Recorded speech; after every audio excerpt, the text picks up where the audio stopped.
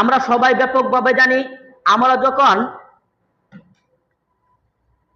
সবাই রূহ জগতে ছিলাম, তখন আল্লাহ তাআলা একটা বিশাল একটা সমাবেশ করছিলেন, সমস্ত রূহরা এখানে একত্রিত ছিল এবং আল্লাহ তাআলা সমস্ত মানুষদের রূহদেরকে জিজ্ঞাসা করেছিলেন, আমি কি তোমাদের রব নই?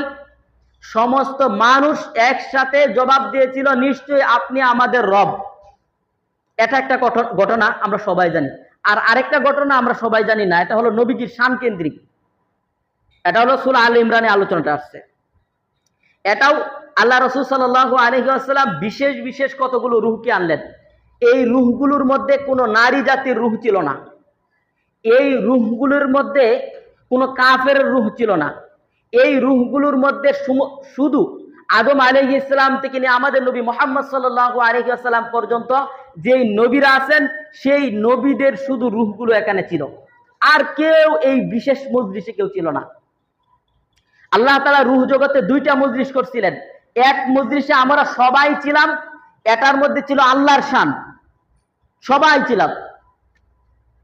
আর আরেক মজলিসে শুধু বিশেষ রূহগুলো ছিল, হযরত আদম আলাইহিস সালাম থেকে নিয়ে মুহাম্মদ সাল্লাল্লাহু আলাইহি ওয়াসাল্লাম পর্যন্ত যে নবীরা আছেন, ওই নবীদের রূহগুলো ছিল।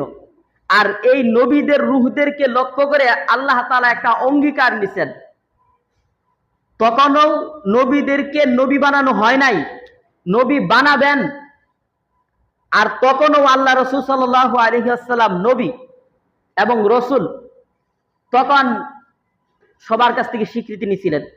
وَإِذَا أَخَذَ اللَّهُ مِيثَاقَ النَّبِيِّينَ لَمَا آتَيْتُكُم مِّن كِتَابٍ وَحِكْمَةٍ। আল্লাহ তাআলা সূরা আলে ইমরানের 81 নম্বর আয়াতে বলতেছেন যে আমি নবীদের থেকে আমি প্রতিজ্ঞা নিলাম, অঙ্গীকার নিলাম। وَإِذَا أَخَذَ اللَّهُ مِيثَاقَ النَّبِيِّينَ لَمَا آتَيْتُكُم مِّن كِتَابٍ وَحِكْمَةٍ। আর এই প্রতিশ্রুতিটা, অঙ্গীকার এজন্য নিলাম যে আমি তাদেরকে নবী বানাবো, তাদেরকে কিতাব দেব, হিকমত দেব, ওহীর জ্ঞান দেব। এই জন্য তাদের কাছ থেকে আমি অঙ্গীকার নিলাম এবং তাদেরকে আমি বললাম, সুম্মা জাআকুম রাসূলুম মুসাদ্দিকুল লিমা মাআকুম, যে তোমাদেরকে আমি দুনিয়াতে কিতাব দেব এবং হিকমত দিব, ওহী দিব। তবে তোমরা আমাকে একটা স্বীকারোক্তি দিতে হবে, একটা আমার কাছে একটা অঙ্গীকার দিতে হবে। সেই অঙ্গীকারটার হলো, তোমাদেরকে যখন আমি দুনিয়াতে কিতাব এবং হিকমত দান করব, অর্থাৎ নবুয়ত দিব, এরপরে সুম্মা জাআকুম রাসূলুন মুসাদ্দিকুল লিমা মাআকুম, তোমাদের নিকট আমি একটা রসুল প্রেরণ করব, যেই রসুল তোমাদের নিকট যাবে, মুসাদ্দিকুল লিমা, এবং সত্যায়ন করবে, মাআকুম, তোমাদেরকে এবং তোমাদের কিতাবদেরকে। আল্লাহ রাসূল সাল্লাল্লাহু আলাইহি ওয়াসাল্লাম আসছেন, আয়েশা আদম আলাইহিস সালামের ব্যাপারে স্বীকৃতি দেন নাই। আদম আলাইহিস সালাম নবী ছিলেন, আমরা কিভাবে জানছি? নবীজি বলে গেছেন। নূহ আলাইহিস সালাম, শীশা আলাইহিস সালাম, ইদ্রিস আলাইহিস সালাম, ইয়াকুব আলাইহিস সালাম, ইউসুফ আলাইহিস সালাম, ইব্রাহিম আলাইহিস সালাম, ইসমাঈল আলাইহিস সালাম, ইসহাক আলাইহিস সালাম সহ ঈসা আলাইহিস সালাম পর্যন্ত যে অসংখ্য নবী রাসূল আল্লাহ তাআলা প্রেরণ করলেন, এই নবীদের সম্পর্কে আমরা জানলাম। আল্লাহ তাআলা তাওরাত নাজিল করছিলেন, আল্লাহ তাআলা জাবুর নাজিল করছিলেন, এরপর ইনজিল নাজিল করছিলেন, সহ আরো 100 সহিফা নাজিল করছিলেন। এই যে সংবাদগুলো আমরা জানলাম, কার মাধ্যমে জানলাম? নবীজির মাধ্যমে না? নবীজি সত্যায়ন করে গেছেন যে তাওরাত একটা সত্য কিতাব, জবুর একটা সত্য কিতাব, ইনজিল একটা সত্য কিতাব, যদিও পরবর্তীতে এটা বিকৃত করছেন, কিন্তু এগুলো আল্লাহর পক্ষ থেকে আসছিল। তো এগুলো তো ধর্মকেন্দ্রিক। হিন্দুদের আছে বেদ আছে, পুরাণ আছে, কলকি আছে, আরো বিভিন্ন ধরনের ওদের ধর্মীয় পুস্তক আছে। তো এগুলোকে আমরা কি বলি আল্লাহর পক্ষ থেকে আসছে? বলি না। কেন বলি না? নবীজি বলে গান নাই, এই জন্য বলি না। তো এই কথাটাই বলতেছেন যে তোমাদের নিকট একজন রসুল আসবেন, যেই রসুল তোমাদেরকে এবং তোমাদের কিতাবকে সত্যায়ন করবেন। লা তুমিনুন্না বিহি ওয়া লা তানসুরুন্না, তোমরা আমাকে অঙ্গীকার দাও যে সেই রসুল যখন আসবে, সেই রসুলের প্রতি তোমরা বিশ্বাস রাখবে, ঈমান আনবে। লা তুমিনুন্না বিহি ওয়া লা তানসুরুন্না, এবং সেই রসুলকে তোমরা সাহায্য করবে। অঙ্গীকার নিচ্ছেন। এরপরে আল্লাহ তাআলা জিজ্ঞাসা করতেছেন, ক্বালা আআকরারতুম ওয়া আখাযতুম আলা যালিকুম ইসরি, আল্লাহ তাআলা বলতেছেন, তোমরা কি আমার কাছে এই অঙ্গীকার দিতেছ যে শেষ নবী মুহাম্মদ সাল্লাল্লাহু আলাইহি ওয়াসাল্লাম যখন আসবে তখন তার প্রতি তোমরা ঈমান আনবে এবং তাকে সাহায্য করবে? তখন সমস্ত নবীরা বললেন ক্বালু আকরারনা, সকল নবীরা বললেন যে আমরা স্বীকারোক্তি দিলাম, আমরা অঙ্গীকার করলাম, আমরা স্বীকারোক্তি দিলাম, আমরা অঙ্গীকার করলাম।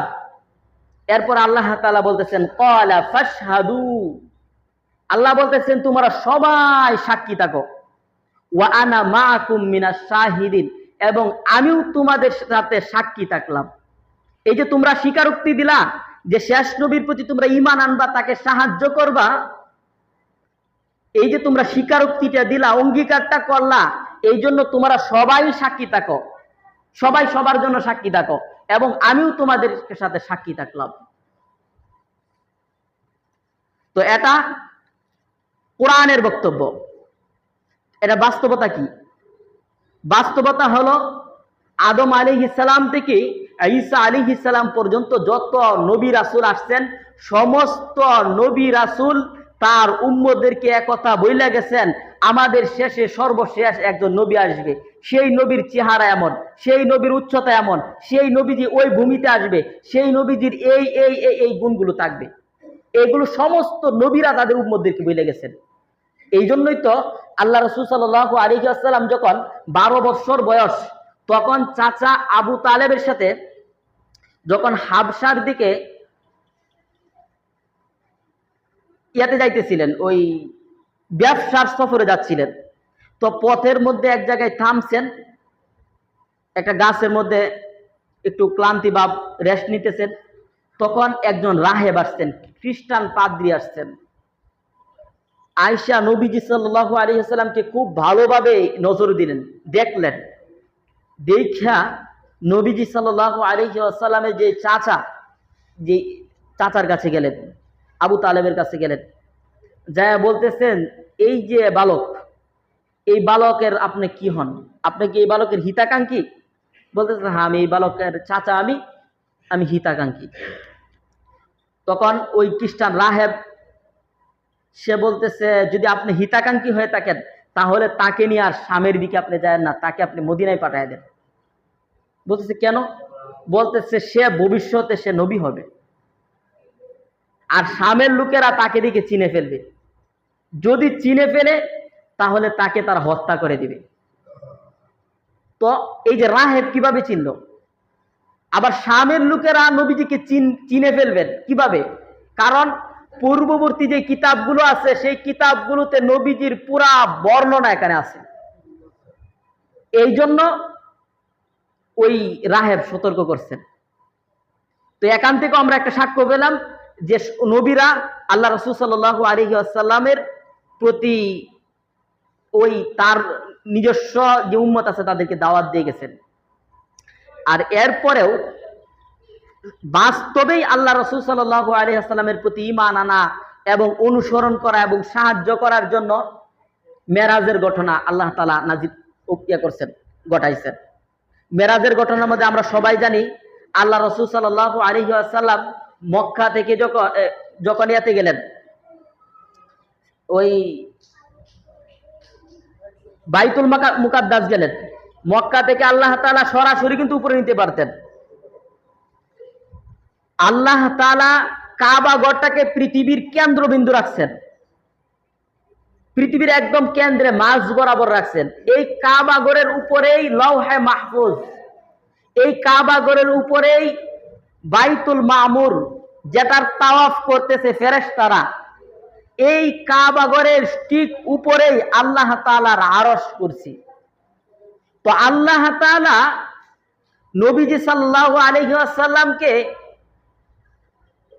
আসমানের উপরে নিবেন, আল্লাহ নৈকট্য প্রাপ্ত বানাবেন, তাহলে বাইতুল মুকাদ্দাস কেন নিলেন? এই দীর্ঘ সফর কেন করাইলেন?